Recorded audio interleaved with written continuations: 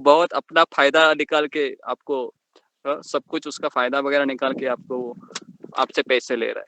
तो कहने का अर्थ है कि ब्राह्मण, क्षत्रिय, वैश्य ये तीनों का पतन हो चुका है कलयुग में। बहुत रेयर है ऐसे कोई रहेगा। बहुत उत्साह भी आएगा। अभी हम शूद्र से भी नीचे गए हैं, क्योंकि शूद्र भी प्रामाणिक होता है। हाँ, कंपनी में हम देखते हैं जैसे बॉस आता है ना, तो सब लोग काम करते हैं, और जैसे बॉस चला जाता है सब लोग फिर चाय क्या पीते हैं, गप्पे क्या मारते हैं, क्या क्या करते हैं, हमने खुद देखा है ये। तो उसके लिए अभी कोई शूद्र भी नहीं है कलयुग में।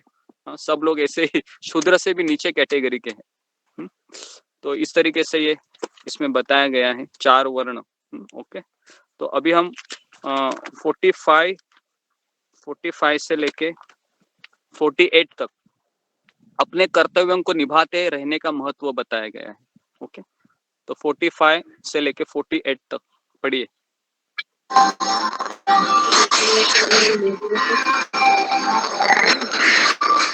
माइक को बंद कीजिए जरा। हरे कृष्णा, अपना माइक को बंद कीजिए। कर्मण्यभिरतः संसिद्धि लभते नरः स्वकर्म निरतः सिद्धिम यथा विन्दति तक्षणु।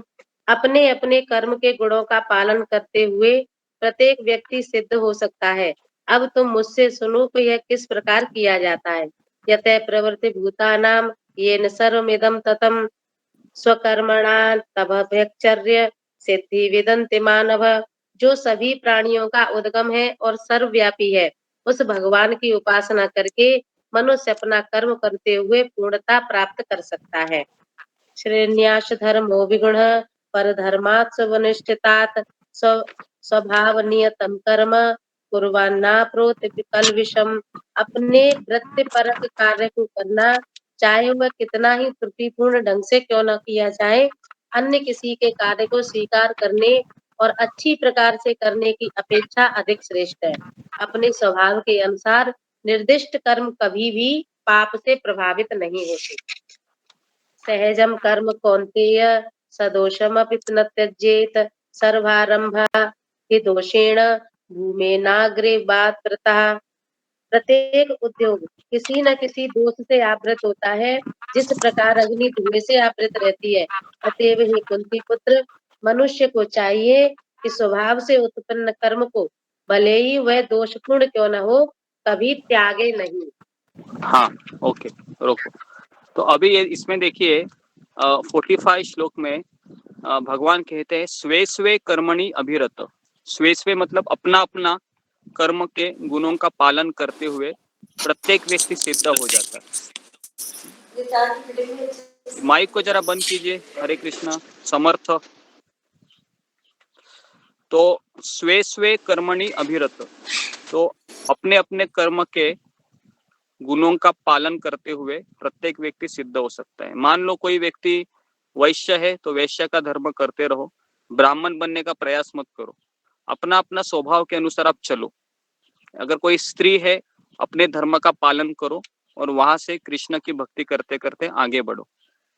तो हमारा जो गुण है ना, उसको हम बदल नहीं सकते, हमारे गुणों को हम बदल नहीं सकते, हमारे स्वभाव को हम बदल नहीं सकते।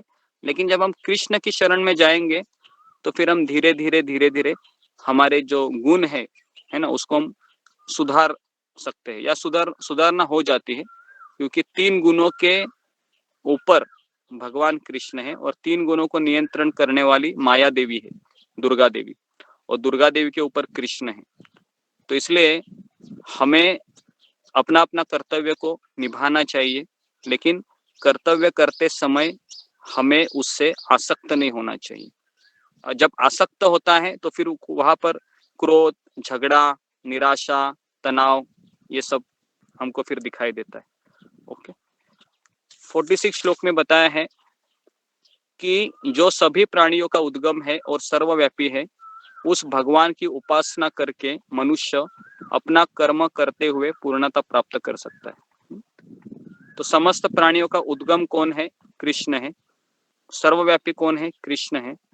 तो उसकी उपासना करके, मतलब उसकी पूजा करके मनुष्य अपना कर्म करते हुए, कर्म करना मतलब अपना कर्तव्य को निभाना। जैसे अगर आप कोई पुरुष है, फैमिली मैन है, तो उसका कर्तव्य है परिवार का पालन करना, बराबर। अगर कोई स्त्री है, उसका कार्य, अगर वो मैरिड है, उसका कार्य है परिवार की देखभाल करना, जो भी पारिवारिक कर्तव्य है एक स्त्री पत्नी होने के नाते उसको निभाना, तो ये सब कर्म करते हुए हमको पूर्णता प्राप्त करनी है।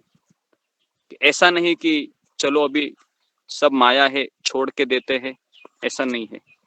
तो सब माया नहीं है, हम यहाँ पर आए हैं कुछ स्वभाव को लेके आए हम, है ना। और मैंने ये भी बताया था, अगर कोई व्यक्ति झूठा वैराग्य भी दिखाएगा और हिमालय की चोटी पर भी वो बैठेगा, है ना, हिमालय की चोटी पे आग बंद करके ध्यान लगा कर भी, तो भी उसके मन में एक विचार आएगा कि उसको कुछ याद आएगा कि बहुत दिन हुए मैंने ढाबे का पानी पूरी खाया नहीं है या वड़ा पाव खाया नहीं है, तो तुरंत वो क्या करेगा, हिमालय की चोटी से नीचे आएगा और जिस ट्रेन से आया था उसी ट्रेन से वो जाके, है ना, 2 नहीं 3 प्लेट खाएगा वो।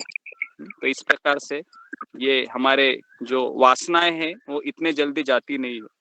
तो इसके लिए झूठा वैराग्य मत दिखाइए, घर में रहिए, अपना कर्तव्य कीजिए।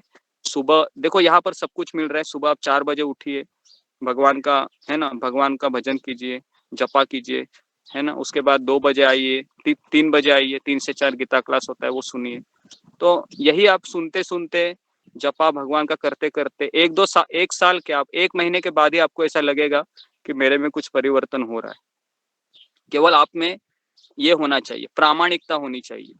कपट है तो नहीं होगा, प्रामाणिकता होनी चाहिए।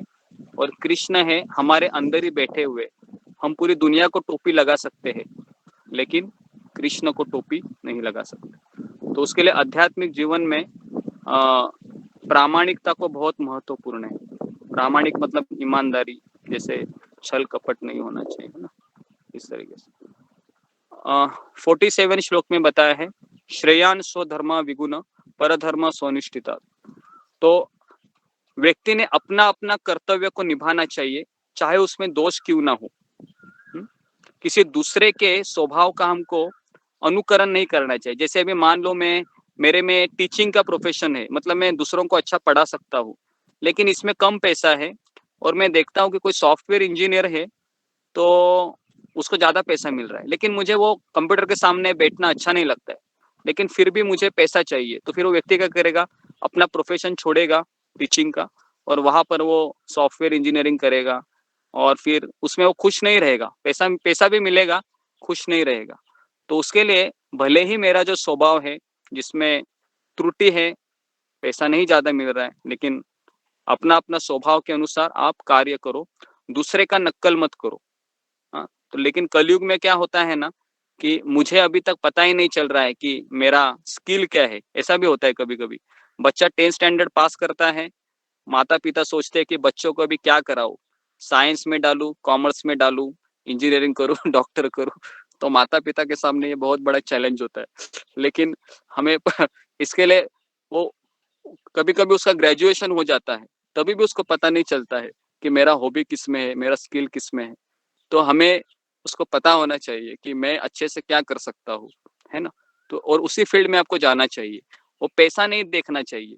लोग पैसे को देखते हैं, इसके लिए जिंदगी भर फिर वो तनावग्रस्त जीवन, नौकरी करते रहते, बिजनेस करते रहते। तो हमें अपने आप की स्किल को पहचानना चाहिए कि मेरा स्किल कहाँ पर है।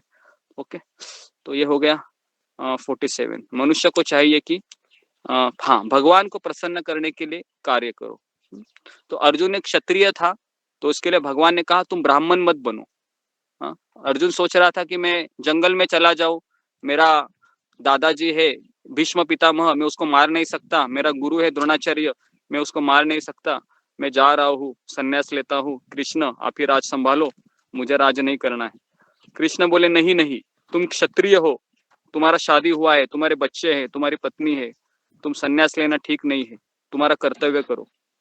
तो इसके लिए सबसे बड़ा जो काउंसलर है, कृष्ण काउंसलर है, जो काउंसलिंग कर रहे हैं अर्जुन को, और अर्जुन भ्रमित है। पूरा भगवत गीता अगर आप देखोगे तो कृष्ण ये काउंसलर का रोल कर रहे हैं और अर्जुन है एक भ्रमिक साधक है जो कंफ्यूज है अपने जीवन के कर्तव्यों के प्रति। तो इस प्रकार से अभी हम 18वें अध्याय के अंतिम मोड़ पे खड़े हैं। तो कुछ ही श्लोक बाकी है और इसमें बहुत सारी चीजें आने वाली है। खास करके कल का सेशन बहुत इंटरेस्टिंग रहेगा, क्योंकि पूरी गीता सुनने के बाद अर्जुन संजय क्या कहता है वो एकदम समझने जैसा है।